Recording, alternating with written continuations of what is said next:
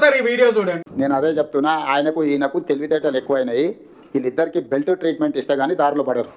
వాళ్ళిద్దరికి belt treatment అవసరం ఉన్నది. చూశారు కదా, తెలంగాణ రెండవ ముఖ్యమంత్రి శ్రీ యనమల రేవంత్ రెడ్డి గారు. సార్, మీరు ముఖ్యమంత్రిగా ప్రమాణ స్వీకారం చేసినప్పుడు ఏమని ప్రమాణ స్వీకారం చేశారు సార్? తెలంగాణ రాష్ట్ర ముఖ్యమంత్రిగా నా కర్తవ్యాన్ని అంతఃకరణ చిత్తశుద్ధితో నిర్వహిస్తానని, భయం గాని పక్షపాతం గాని రాగద్వేషాలు గాని లేకుండా రాజ్యాంగాన్ని శాసనాలను అనుసరించి ప్రజలందరికీ న్యాయం చేకూరుస్తానని దైవ సాక్షిగా ప్రమాణం చేస్తున్నాను. మరి ఇప్పుడు ఆ మాట మీద ఉంటున్నారా సార్? రాగదేశాలకు పోను అని ప్రమాణ స్వీకారం చేసిన మీరే రాగదేశాలకు ఎందుకు పోతున్నారు సార్? మీరు ముఖ్యమంత్రి సార్, ముఖ్యమంత్రి స్థాయిలో మాట్లాడండి. ప్రతిదానికి ప్రెస్ మీట్ పెట్టేసి, ప్రతిదానికి మీడియా సమావేశాలు పెట్టేసి, ప్రతిదానికి బహిరంగ సభ పెట్టి కేవలం ప్రతిపక్షాలను తిట్టడమే టార్గెట్ గా ఎందుకు పెట్టుకున్నారు సార్? సార్, మీకు ఇంకా నమ్మకం కలగట్లేదా? మీరు ముఖ్యమంత్రి, తెలంగాణకి ముఖ్యమంత్రి. వార్డు నెంబర్ కంటే అభిమానంగా ఎందుకు మాట్లాడుతున్నారు సార్ రేవంత్ రెడ్డి గారు?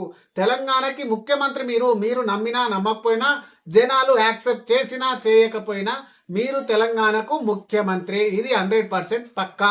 ప్రతిపక్షాల పని ఏంటి? ప్రభుత్వ వైఫల్యాలను ఎత్తి చూపడం. వాళ్ళ పని వాళ్ళు 100% చేస్తున్నారు. కానీ మీ ప్రభుత్వం ఏం చేస్తుంది? ప్రభుత్వం పని ఏంటి? 100% న్యాయం చేయడం జనాలకు. మరి మీరు చేస్తున్నారా? చేయట్లేదు. కేవలం మీడియా సమావేశం పెట్టి, ప్రెస్ మీట్ పెట్టి, బహిరంగ సభలు పెట్టి ప్రతిపక్షాలను తిట్టడమే టార్గెట్ గా పెట్టుకున్నారు తప్ప మీరు సరిగ్గా పరిపాలన చేసింది ఎప్పుడనేది మీ గుణమే చేసుకొని చెప్పండి సార్. సార్, నీళ్లు రావట్లేదు, రైతుల పొలాలు ఎండిపోతున్నాయి సార్, కన్నెపల్లి పంపు ఆన్ చేసేసి మీరు నీళ్లు ఎత్తిపోయండి సార్ అని అంటే అలా కుదరదు. ఎన్డీఎస్ఏ రిపోర్ట్ ఇచ్చింది మాకు, ఎన్డీఎస్ఏ చెప్పేంత వరకు మేము అసలు నీళ్ళు ఎత్తే ప్రసక్తే లేదని చెప్తే ఒక విలేకరు అడిగాడు, సార్ మీరు నీళ్ళు ఎత్తరా ఏదన్నా కానీ రైతుల పంటలు ఎండిపోతున్నాయి, మరి ఏం చేద్దామంటారు? దానికి మీ ప్రణాళిక ఏంది సార్ అని అడిగితే ఏం సమాధానం చెప్పారు? ఒక్కసారి వినండి. ఏమున్నది, వీళ్ళని కోసి రక్తం చల్లితే పంటల మీద అదే పండుతాయి.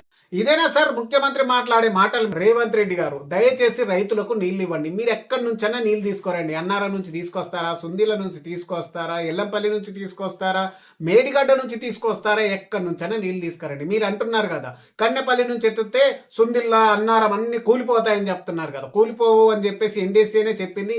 మీ ప్రభుత్వంలో ఉన్న ఇంజనీర్లు కూడా చెప్తున్నారు సార్ నీళ్ళు ఎత్తుదామని చెప్పేసి. కానీ మీరు మాత్రము బేసజాలకు పోయి కేవలము నీళ్ళు ఎత్తితే ఎక్కడ పంట పొలాలకు నీళ్ళు వచ్చేస్తే కేసీఆర్ గారిని ఎక్కడ రైతులు గుర్తు పెట్టుకుంటారో. మరి మేము ఇన్ని రోజులు చెప్పిన మాట అంతా ఏదైతే మేము చెప్పామో, ఊదరగొట్టామో, కాళేశ్వరం కూలేశ్వరం అయింది, 1,00,000 కోట్లు గంగలో పోసినాము అని చెప్పేసి, ఇన్ని రోజులు కాంగ్రెస్ పార్టీ అబద్ధం ఆడిందని చెప్పేసి, మీ బండారం బయటపడుతుందని చెప్పేసి నీళ్ళు ఇవ్వట్లేదా?